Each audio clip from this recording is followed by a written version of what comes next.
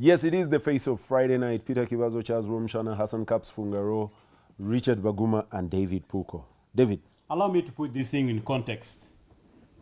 Fellow citizens, countrymen, there is a crime here. It involves 165 billion. This 165 billion has caused more ripples within the system. I wanted to look at this mapping. It has caused conflict within the police. It is exposing politics as usual, the way our government is fighting corruption. People went in jail and they were there boasting that our being here is only to camouflage and let the tempers of the public cool down. We will be released. After all, we have the money. They were celebrating in jail. Then you have heard that journalists were also bribed, and you can imagine that the truth is being hidden from us. This is a serious matter. There was just too much money to bribe anybody who was bribable. And then you've heard there is the bank, which is the officials who process this money. The bank, Cairo Bank, which with accounts, there are deposits and there are withdrawals. And then policemen are told not to investigate withdrawals, but investigate the deposits only as the money came in. And yet it is from the withdrawals that you would know the beneficiaries and therefore bring them to court as witnesses. And then somehow there is a DPP here, Director of Public Prosecution, comes into picture. Why? For receiving 2 reports. You mean there is no classification of reports when they come from any department of government, which is official, which is unofficial? There is nobody who's supposed to sign off an official document. Why would you entertain? Would you not even write back and say, hey, clarify this? Now, the office of the DPP has been brought on board. 165 billion. Then there's Supreme Court. Some clever fools went to Supreme Court to say the court should rule that the bank is like doctors. You cannot bring a doctor to testify on a surgery they had. That so therefore you exonerate officials of the bank from being witnesses in this case. And then there is now an appeal by Attorney General to the Court of Appeal, so that the bank officials, the Cairo Bank is brought into the picture of this if there's going to be any successful prosecution. I don't know how many years that will take from Court of Appeal so that this case comes back and the bank officials who know who handle this money and process withdrawals, deposits, and so forth, who know the real truth, become part of witnesses. And then there's a Parliament of Uganda, which is now being divided. You saw them, others pro so-and-so, pro this, just like the conflict raging in the police. Fellow countrymen, what does this mean? It means the petty thieves who began stealing small money, thousands, they graduated to stealing in millions. Then they started stealing in billions. Now in trillions. What will they steal tomorrow? Is there any other figure beyond trillions? Then I want us to look at this organized crime. Let's look at this organized crime very seriously. This is the critical path corruption follows. Petty theft. It moves into wealth accumulation. Then it moves into greed and grand theft. That's where we are now. That Black Monday is exposing every Monday. And then from grand theft, it goes to syndicated. It becomes now organized crime. Syndicates. And from there, it will move to state capture. State capture. And that's where you get Colombia and you get all these things. If we don't deal with this problem, okay, you'll find that they are making all the departments and all the officials knock up their heads. Let me give you some and we'll come to this. I hope you'll give me time to double click to each of these departments and what is taking place and what the country needs to know and what we must do about it. Information here on this small bit here. In southern Italy, a whole local government of southern Italy got captured by mafia using this organized crime system. In 2013, I was part of a team of members of parliament who went there to see technologies, security technologies. And in the process of getting briefed by the manufacturers, we got the history of southern Italy. And recently, the entire government was forced to be dissolved. The state government was dissolved to safeguard the country against the capture by the mafias, by the We are not there organized yet. system. This is Russian where we mafia, are. Italian mafia. Now Actually, we're you getting cannot our own solve this mafia. problem by just dealing with one person. Dissolve the whole system, and then you Chaz, are better. Chaz, as we deal with this, and every time I keep thinking about 165 billion, and sorry for the obscene thought, think about me if I were a police officer deployed with Richard Baguma, who has not seen a heap of money that is 1 billion. How many of us would resist the beautiful temptation of sharing in the loot and washing your hands like pirate? Would you, Charles? Yeah. Allow me comment on what some of my colleagues have raised about Alonda, General Alonda threatening to arrest police officers alleged to have taken bribes. And General Alonda saying whether the director CID should have made a comment. I want to put it to you, but I'm very convinced General Alonda doesn't know what goes on in the police. If he is managing anything to do with internal affairs, it's limited to IED. And I'm not even very sure that he is very competent with what is going on in the IED. Things are very complex. Only that he has not got a fora where to shed tears also. Things are bad, things are bad.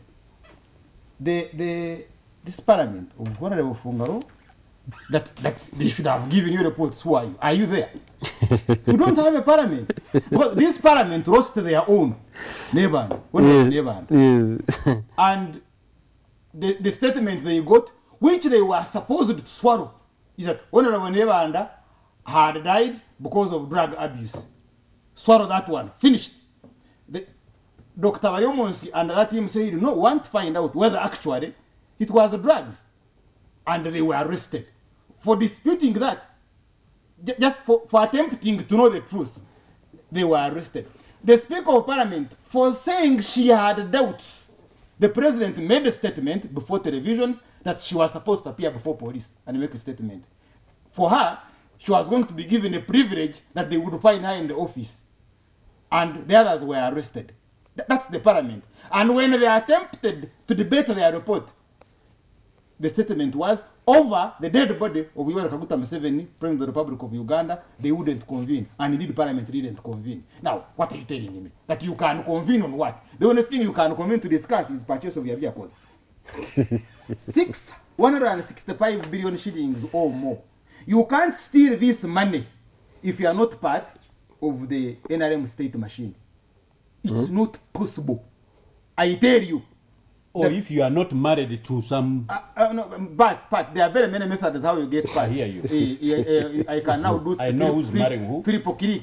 I can do triple click if you want. If Obey, Christopher Obey and the others were not part of the NRM state machine, they would have deployed SFC. You would have seen Mi-24 gunships, tanks, Mambas moving on them. There is no you can steal this money. By the way, remember this guy of forestry, whose only problem was that the wife found $1 billion at home and took it. It was a domestic dispute. But She actually took only 900 million. Around there, for to go and buy tomatoes, because that's what accountability. She wanted to buy tomatoes and ETC. And for that reason, the president came in and ensured this guy was dismissed. I tell you, you see, Purko, you raised the other issue that the police was under orders not to investigate the withdrawals. You can only investigate the deposits, but you're not allowed to investigate the withdrawals. But there was also another thing, that when you are investigating these culprits, don't stress them. What? Hey, when he says I'm tired, you leave. You don't stress. Don't stress them. At one stage, the suspect had the audacity even to rest the leg on the table. So you can't tell me that the guy who had this kind of privilege, super privileges under investigation, needed to bribe. There was no attempt at bribery. But because this was a form of fundraising, the matter must be covered up and you must get a culprit. And the culprit is going to be a Grace, a Kuro, or her equivalents. So there is a problem in the country. And me, I would love that we don't be diverted. Because we have 3 problems that I have been able to identify. One, we have been having colossal fundraising, taking these sums of money. But That's their money anyway.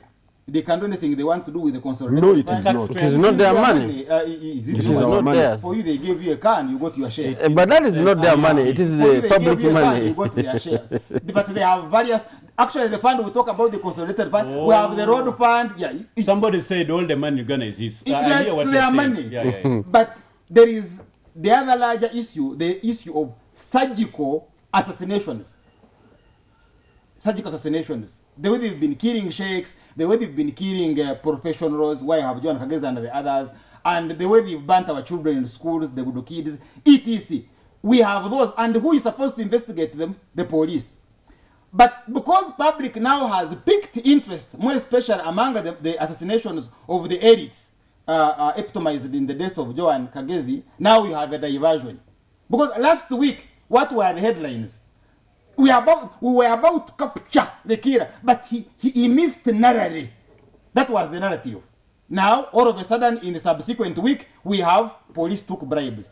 If there was an attempt to bribe the director CID, what did they do to that one who attempted? Because you see, they have all the information. But because they know how weak our elites are, because they know how weak our media is, to occupy this space, they bring something. I mean, it's not small, but they bring it and it's going to divert us and exhaust our energies. It's a problem, fine, but we have other bigger issues. Let me give you another classic case. The case of Newcastle, not the football club. I mean the disease that afflicts chicken. Now, part of the drugs that are supplied for this disease are fake, and people are losing birds. But the drug that is effective has a side effect of cancer in the consumers. Now, and today, I had the privilege of meeting a farmer who was given a choice by the supplier of the drug, the doctor. I don't know if they call them pharmacists. The doctor. And he's saying, yes, this drug is effective, but you have to take a decision. That you chew, you salvage your chicken, and the consumers get cancer. And the other one had to take a decision. Really? Yes, it is that bad. Now, these are matters that are supposed to be handled by this police. Do you see this police being competent enough to do this? Because ethics have collapsed. You graduate from Makerere University, you know the drug has side effects of cancer to the consumers, and you go ahead to advise. What advice did you get yourself on Newcastle? Yes, you see this press and this press and this press are supplying fake drugs. And the chicken are dying. So, it's up to you. But have you seen action? I have quarreled, I have complained, the holy angels have listened, the saints who have gone, including the martyrs at Namugongo, have all listened, the Almighty God has listened to my prayer, the President of the Republic of Uganda has listened to my prayer, that we sort out the issue of fake drugs. Zero. The expert we have can't be handled. Our embassies cannot follow on where these drugs are manufactured from to check whether actually the drugs we get are manufactured by bona fide. But you can't sort out this. Why? Because you are dealing with a corrupt state. Actually, hold on, Charles, here. Tell me, are you telling me we have issues of competence with the police? Is it an issue of competence, lack of expertise? Is it an issue of collusion between the police and those that are supposed? Or is it just that the state is absent in this structure? Because, I mean, these guys are recruited from where you and I have gone. We've gone to school with all these people. And some of them have been possibly the most intelligent in those classes. I know guys at CID. They would beat me hands down in school, so they cannot be short on the grey matter. So what is the problem? The problem is that with the competent police, it will get the graduates of Ruwero, who are simply gangsters. You see?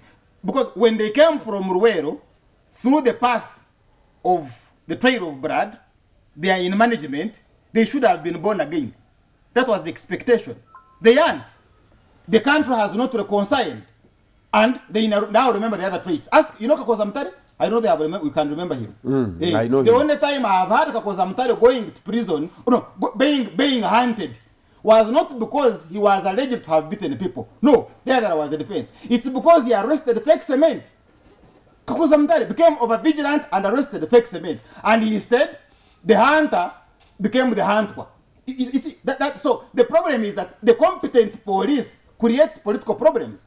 For it will get the other one who is politically connected, who is steering to develop a specific middle class. You see, Chibazo can steal. When Chibazo steals, it's a problem. When Pulkor steals, it's a problem. But when somebody steals, he puts up buildings. Baguma. Baguma, yeah, Baguma, but Baguma has been chairing some fundraising. when that they said last week. Yes. So when someone steals and puts up buildings, I don't want to mention their names as of now. I would throw you off the show. Then the occupants immediately are government departments. Are you saying the competent are being hunted? What the competent within the police? So you cannot have a competent. Absolutely, there is no way Grace Akuru, for instance, would rise up that level if she was not competent. Yes, there is no way. In any case, by the way, let me just mention at the burial of her father, the late Okello, the president observes and says, "I did not know this girl." He calls her a girl. Says, "I did not know this girl. I did not even know that this was her father. But our system is a meritocracy. She's a hardworking, she's this, she's this, and she has risen to the top, and she's intelligent." So you're asking me where the problem comes from. You know, Omara, who was, because he's popularly known for tackling Dr. Chiza Besigye and very successfully preventive arrest around at the time when the Kabaka is having a birthday, and it became a public event that had to be, with security had to be managed. Omar was putting on a kanzu. You get? Yes. Yes, Omar was putting on a kanzu. He had already done his job. The boys were... he was putting on a kanzu. But the other one who remained at the level of the director was getting directives on deployment from the equivalent of the Katikiro. And the one order is given. Now, not on a radio call, on the phone. You see, so that's why the problem. And why is this problem? I do not, if I close my eyes and visualize USA, I don't see the wife of Obama saying, "Miami, I don't know how they would talk in their local language other than English. I want to be a minister," and then there is a reshuffle. But you see the trinity here, it works. The father, the son, and the mother. If the mother says, "I also want to be in the cabinet," there is a reshuffle and she's in the cabinet. But that is not enough. How does that relate to the police? I am talking about the superstructure of the state. You're talking about that must be a substructure. A superstructure. And when it says, "I want to be a member of parliament," and it happens to be where Ruzindana is. Now, do you know Ruzindana? I know Ruzindana. He is among the first 5 of foreigners. At least the other information which I got from my sources is that he was in charge of the Amra in India of foreigners. And I also know that he was in charge of the guns that Amin captured in Mbarara. In other words, he participated in this war. Now look at their competencies, but he cannot smell that house. Because part of the Trinity says, "I also want to be there."